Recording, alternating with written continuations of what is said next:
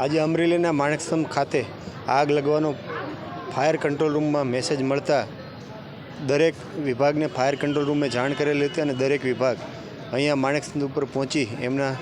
જેમ કે PGVCL, GSPC, police અને વહીવટીતંત્ર અને ખાસ કરીને જેના માથે મોટી જવાબદારી છે ફાયરની ટીમ પહોંચી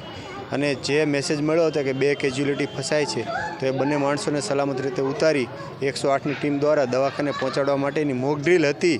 અને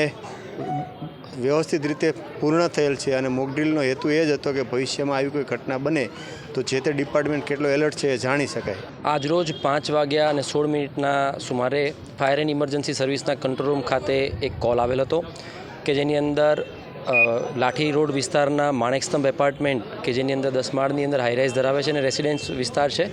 જેના બીજા માળે આગ લાગવાની એક દુર્ઘટના બનેલી છે અને જેની અંદર 2 માણસો ફસાયા છે જેની ટેલિફોનિક જાણ અમરેલી ફાયર એન્ડ ઇમરજન્સી સર્વિસના કંટ્રોલ રૂમની કરતાં ફાયર એન્ડ ઇમરજન્સી સર્વિસ અમરેલીની ટીમ તાત્કાલિક ધોરણે રેસ્ક્યુ ટીમ અને ફાયર ટીમ સાથે ઘટનાસ્થળ પર પહોંચી હતી અને આ ઘટનાસ્થળની અંદર પહોંચતાની સાથે પોલીસ કંટ્રોલ રૂમની અંદર પણ જાણ કરવામાં આવેલી હતી. ત્યારબાદ આ જગ્યા ઉપર ગેસની પાઇપલાઇન આવેલી હોય છે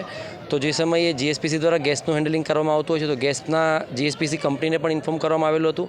ત્યારબાદ ઇલેક્ટ્રિક ડિપાર્ટમેન્ટની અંદર પણ જાણ કરવામાં આવી હતી અને જિલ્લા વહીવટીતંત્ર તરફથી પ્રાંત અધિકારી સાહેબશ્રીને જાણ કરવામાં આવેલી હતી ડિઝાસ્ટર કંટ્રોલ રૂમની અંદર. આ સર્વે ડિપાર્ટમેન્ટને જાણ કરી અને આત્રેનિક અહીંયા સ્થળ પર આવતા આ સંપૂર્ણપણે મોકડ્રીલ હતી અને આ મોકડ્રીલની અંદરથી 2 કેજ્યુઅલિટીને સલામત રીતના ઉપરથી ઉતારી અને ફાયર સર્વિસ દ્વારા જે કંઈ કામગીરી કરવામાં આવે છે રિસેન્ટલીની અંદર રાજકોટની અંદર પણ જે દુર્ઘટના બની અને આવનારા સમયમાં 14 એપ્રિલ એટલે કે ફાયર સર્વિસ ડે આવી રહ્યો છે તેના અનુસંધાને આ મોકડ્રીલને ડિક્લેર કરવામાં આવી હતી અને આ મોકડ્રીલ એકદમ સંપૂર્ણપણે પૂર્ણ અત્યારે જાહેર કરવામાં આવે છે.